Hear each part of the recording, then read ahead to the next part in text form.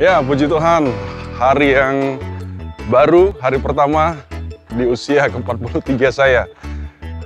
Luar biasa, udara pada pagi hari ini di Kota Batu. Dan apa kabar untuk Bapak Ibu, saudara-saudariku sekalian?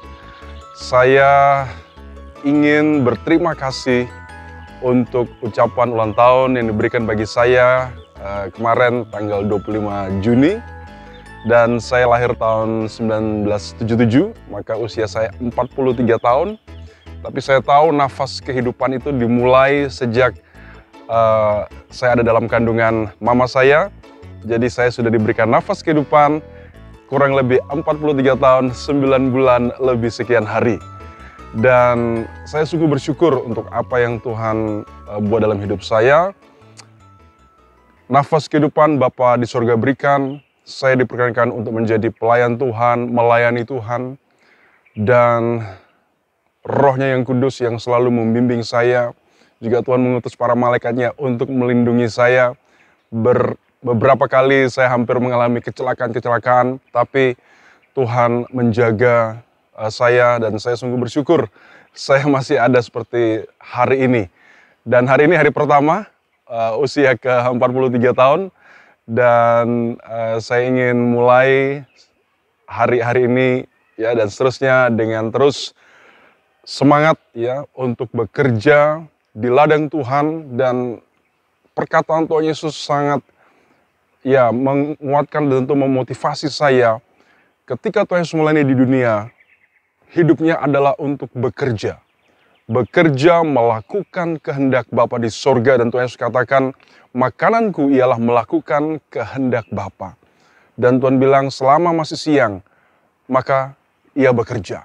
Nanti ada waktunya, hari sudah petang dan malam, sudah tidak ada lagi kesempatan untuk bekerja. Dan Tuhan katakan, Bapakku bekerja, aku pun bekerja. Maka saya merasa, saya meyakini sebagai pelayan Tuhan, sebagai anak Bapa di sorga, kalau Bapa bekerja, Tuhan Yesus bekerja, dan sampai hari ini mereka terus bekerja melalui Roh-Nya yang kudus, maka saya pun harus terus bekerja.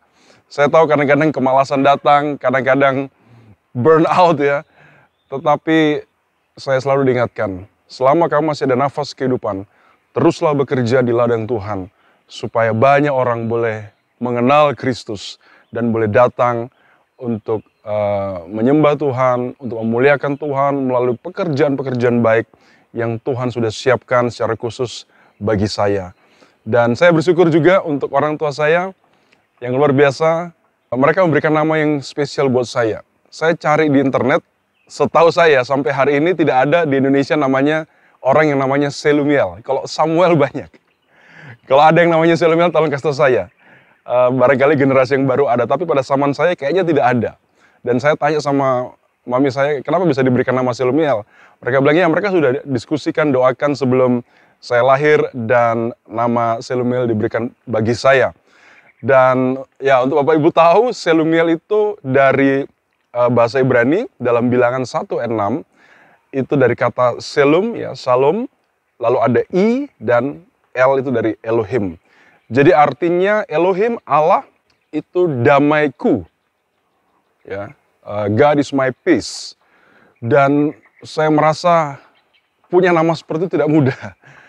Awalnya saya merasa berat, saya bilang, dan berat di maknanya, juga berat di sebutannya. Karena waktu saya dari TK, SD, SMP, SMA, nama saya selalu jadi guyonan. Saya sempat komplain sama Papi Mami, kok namanya sulit amat sih? Jadinya saya suka diketawain kalau perkenalan murid baru. Tetapi setelah saya masuk dalam pendidikan teologi, saya bersyukur saya bisa nulis nama saya dalam bahasa Ibrani, karena itu nama Ibrani. Dan artinya sangat luar biasa.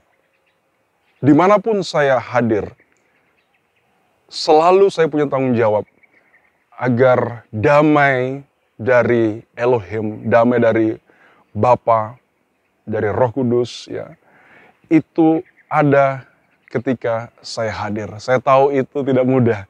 Saya juga masih berjuang dengan kedagingan saya. Tapi saya tahu Roh Kudus memampukan, dan saya tahu saya tidak sempurna. Tapi dengan apa yang saya bisa lakukan untuk Tuhan, itu boleh jadi menjadi berkat bagi sesama saya, dan juga damai, membawa damai. Sekarang situasi ini damai susah ya, susah orang dengan damai. Karena apa? Kebencian, kemudian situasi seperti saat ini dengan COVID dan sebagainya.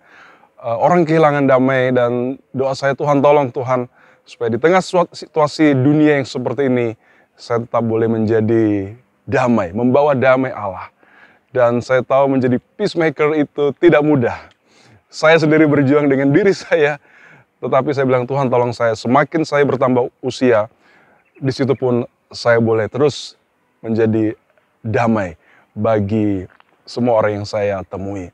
Saya mau mengucapkan terima kasih untuk semua ucapan ulang tahun. Saya baca satu persatu, ada yang sempat saya balas, ada yang tidak sempat saya balas. Tapi semua Bapak, Ibu, Opa, Oma, Om, Tante, saudara-saudaraku, teman-teman saya yang menyampaikan selamat ulang tahun, ucapannya saya sungguh berterima kasih, dan saya ingin katakan kiranya shalom dari Elohim, dari Bapa kita, dari Tuhan Yesus, oleh Roh Kudus, itu juga menyertai semua Bapak, Ibu, saudara-saudariku, Om, Tante, teman-temanku yang memberikan ucapan damai sejahtera terus melingkupi kita semua. Dalam situasi yang sulit bagaimanapun, kalau engkau punya damai itu, maka kita akan bisa menjalani hidup kita dengan menikmati, enjoy, bersuka cita, ya, dan penuh dengan damai. Damai tidak bisa dibeli di mana-mana.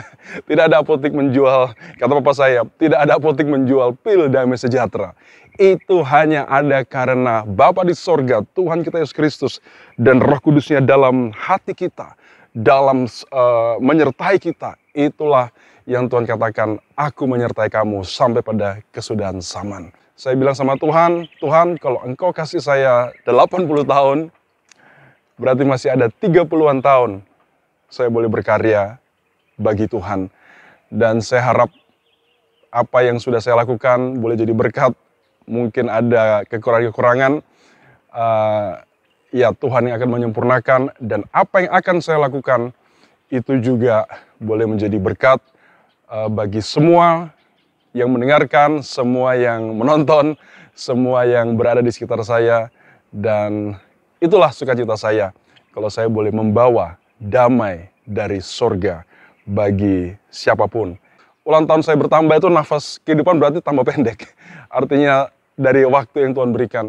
Dan saya bilang, Tuhan tolong, supaya saya selalu siap untuk kedatangan Tuhan Yesus, yang kapan saja itu bisa terjadi.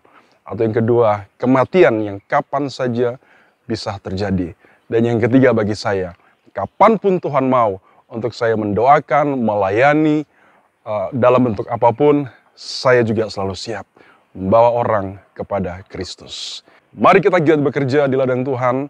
Dan yang kedua, mari kita menjadi peacemaker, dan nama Bapa di sorga, Tuhan kita Yesus Kristus, itu selalu dimuliakan, selalu diagungkan, selalu dihormati.